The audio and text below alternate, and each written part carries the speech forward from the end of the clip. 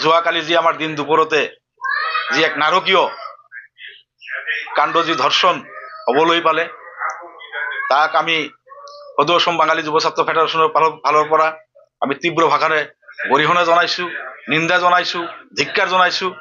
লগতে আমাৰ প্ৰশাসনক আমি দাবী জনাইছো যে এই দোষীজনক উচিত তদন্ত কৰি কঠোৰভাৱে ফাষ্ট ট্ৰেকৰ মাধ্যমত শাস্তি বিহাৰ বাবে।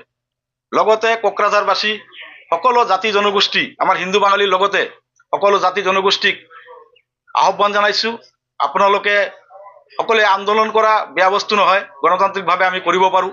এই আন্দোলনৰ নামত যাতে আমাৰ ভাতৃত্ববোধ নষ্ট নহয়, আইন শৃংখলা যাতে কোনেও হাতত নলয়, আইন শৃংখলা অটুট ৰাখি সকলোৱে যেন ভাতৃত্ববোধৰ এই সমিলেৰে আমাৰ ইয়াৰ প্ৰতিবাদ কৰে।